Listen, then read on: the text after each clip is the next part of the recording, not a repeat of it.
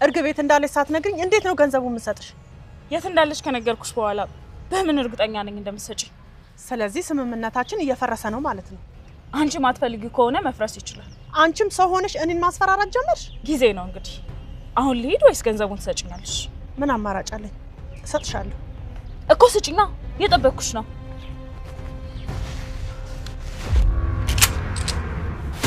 እንዴ አሁን እርግብ የት እንዳለች ትነግሪኛለሽ ወይስ አትነግሪኝም? ምን እያደረግሽ ነው? እየተጫወቱኝ ይመስልሻል? ይኸውልሽ ስምምነታችን እኮ እንደዚህ አልነበረ። እውነት ስታስቢ እኔ ካንቺ ጋር ስምምነት ማድረግ መስሎሽ ነበር? እንግዲህ አስግደኝ፣ ከዛ እርግብን እስከ መጨረሻው ታገኛት። ኧረ እባክሽ ሞኝ ነው እንዴ መስዬ የምታይሽ? ይልቅ የት እንዳለች ንገሪኝ። እኔ እንደውም የት እንዳለች ጭራሽ ሌላ ጫውታ። ይልቅ ስለወቆ የነገርሽኝን ነገር ምረሳው እንዳይመስልሽ። አሁን እርግብ ቤት ነው ያለችው። ግደኝ አልኩሽ እኮ። ለምን እገልሻለሁ? እንዲህ በቀላሉማ አልገልሽም። መጀመሪያ ሁለቱን እጆችሽን፣ ከዛ አንድ አይንሽን፣ ከዛ እያልኩኝ አንድ እግር እስከሚቀርሽ ድረስ በዚህ ሽጉጥ እጫወትብሻለሁ። ታዲያ ግደኛ። የትኛው ይሻልሻል? ቀኝ እጄ ይሻልሻል ወይስ ግራ እጄ? ጫርግ መሳለ ተጫወትሽብኝ አይደለ አንቺ ውሻ። ኦይና ማናችሁ? መቀለልሽ ነው? ጫርግ አልኩኝ እኮ መሳለ።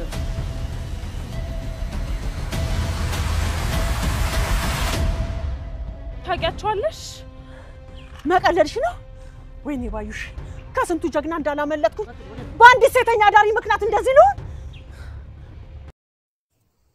ወይዘሮ ባዩሽ በመጨረሻም እንግዲህ በቁጥጥር ስር ውላለች። ሜላት ነገሩን ትታ በይቅርታ ብታልፈውም ነገር ግን ሴትዋ በጣም ወንጀለኛ ስለሆነች አሁንም ሌሎች ጥፋቶችን ለማጥፋት እየጣረች ስለሆነ አሁን ላይ በፖሊስ ቁጥጥር ውስጥ ሆናለች ማለት ነው። ወይዘሮ ባዩሽ እንግዲህ ወርቁን ላለመመለስ ሲጀመርም ሀሳቡም የላትም። ወርቁን ከእርግብ ተቀብላ ለራሷ ለመውሰድ ነበር ሀሳቧ። ነገር ግን እርግብ ያለችበትን ቦታ ልታውቅ ስላልቻለች እርግብን የደበቀቻት ልጅ ደግሞ ስለ እርግብ በጣም አብዝታ ማጣራት ጀመረች። ይቺ ልጅ የደበቀች ነገር አለ፣ የሆነ ነገር አላት ብላ እሷን መፈተሽ፣ እቃዎቿን መፈተሽ ትጀምራለች።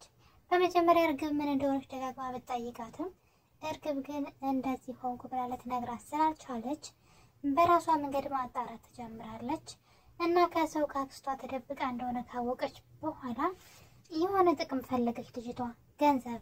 ስለዚህ ወይዘሮ ባዩሽን በገንዘብ ተደራደረቻት።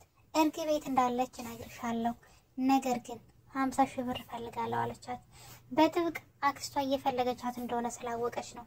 ምክንያቱም የሆነ ነገር እሷ ጋር እንዳለና አክስትዮዋ በእግር በፈረስ ያለ ነገር እንዳልፈለገቻት ስላወቀች አክስትዮዋን በድብቅ በማግኘት አሳልፋ ልትሰጣትና ነገር ግን 50 ሺህ ብር ከሷ እንደምትፈልግ ትነግራታለች።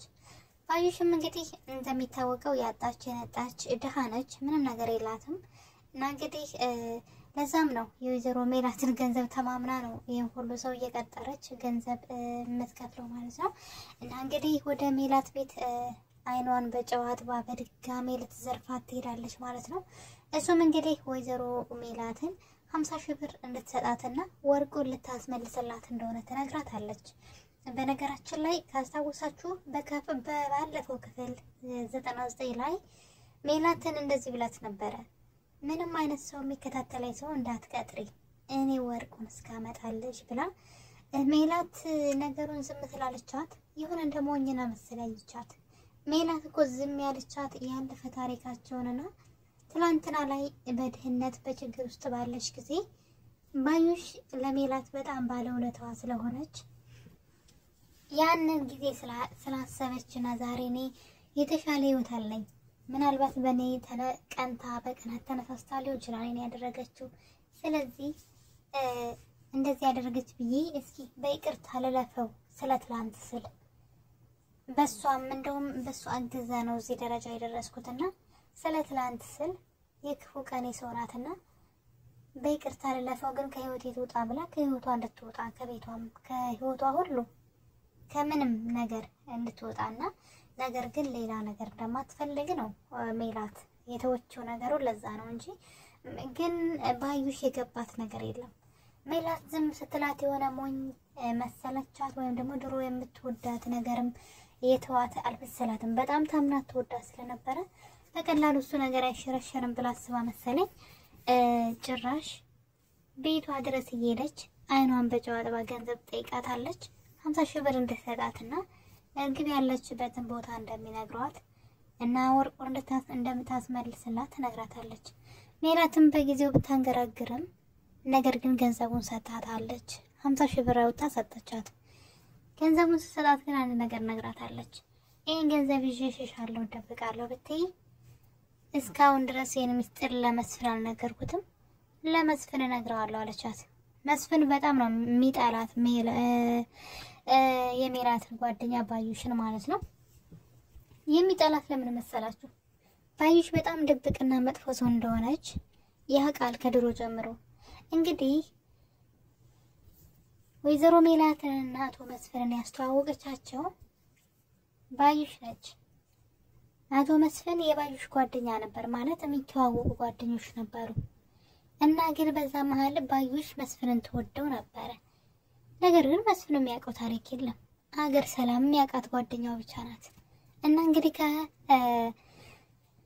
ከሜላት ጋር ታስተዋውቀዋለች ማለት ነው። ሜላት የሷ ጓደኛ ስለሆነች ከሜላት ጋር ታስተዋውቀውና ከዛ አቶ መስፍን እንግዲህ ሜላትን ይወዳትና ይጋባሉ። በዛ ቂም ይዛለች፣ እንዲሁም ደግሞ ትቀናለች። የምትወደውን ወንድ እንደወሰደችባት ነው የምትቆጥረው ጓደኛዋ። በኋላ መታሷ ግን ቀማች ብላ ታስባለች። ሜላትም ሆነች አቶ መስፍን ይሄን ነገር አያውቁም። ባዩሽ መስፍን እንደምትወደው አያውቁም። ዋናው የበቀሏ መነሻም ይሄ ነው። ዛሬ ያለው ሀብት ሁሉ የኔ ይሆን ነበረ፣ ነገር ግን እሷ መስፍንን ወሰደች። በኋላ መታ የምወደውን ሰው ብላ ነው ያኔ ምክንያቱ ይሄ ነው። ነገር ግን እነሱ በምን ያውቃሉ? እንደምትወደው ካልነገረችው ፍቅረኛሞች አልነበሩ። ስለዚህ የመስፍን ጥፋት ምኑ ጋር ነው? እንዲሁም ደግሞ የወይዘሮ ሜላት ጥፋት ምኑ ጋር ነው?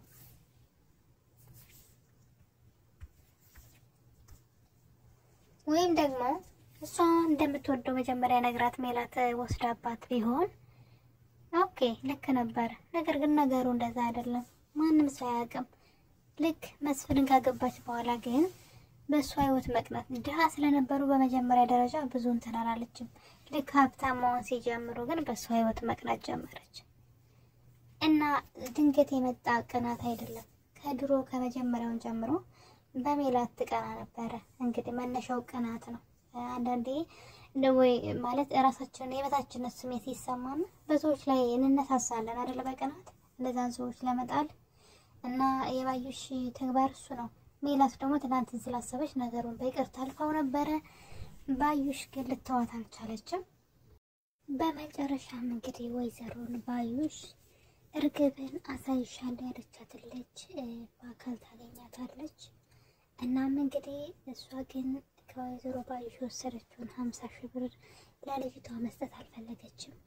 እናም ከልጅቷ ጋር ይጣላሉ። ልጅቷ ገንዘቡን ካላመጣሽ እርግብ የት እንዳለች አልነግርሽም ትላታለች። በዚህ መሀል እንግዲህ የለመደችውን ሽጉጧን በመውጣት ወይዘሮ ባዩሽ ልጅቷን ማስፈራራት ትጀምራለች።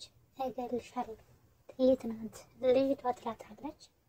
እናም እንግዲህ ግንባሯ ላይ ሽጉጥ ደቅና ስታስፈራራት ድንገት ተምቹና አሲር ሲከታተሏት ስለነበረ ፖሊስ አመጣዋት ይዘዋታል። ወይዘሮ ባዩሽ በመጨረሻ በፖሊስ ቁጥጥር ስር ውላለች። የሚገርመው ነገር ግን የወይዘሮ ሜላት ወርቅ ዙሮ ሀና እጅ ገብቷል። እርግብ ለተምቹ ወርቁን እንዲይዝላት ሰጥታው ነበረ፣ ቦርሳዋን ማለት ነው።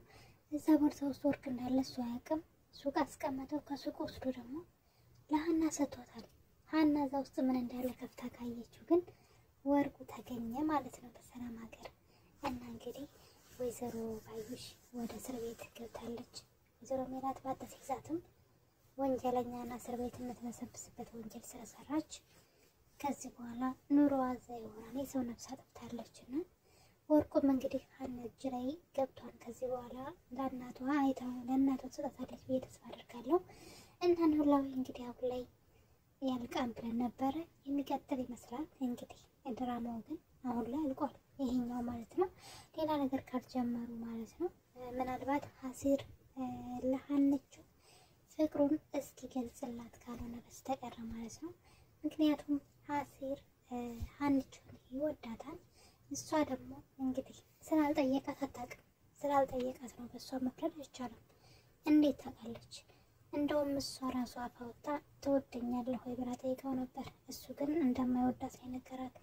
ስለዚህ ጥፋቱ የሱ ነው። እሷ ከሌላ ሰው ጋር ፍቅር ብትጀምር ጥፋቱ የሱ ነው ማለት ነው። እንደማይወዳት መናገር ነበረበት። ሀና ግን ቦርሳውን ከፍታ ማየት አለባት። የእናቷ ወርቅ እዛ ቦርሳ ውስጥ ስላለ ማለት ነው። ቦርሳው ከፍታ ካየችው ነው ወርቁ ከተገኘ እርግብ ጠፋች ተገኘች፣ ለእነሱ ጉዳያቸው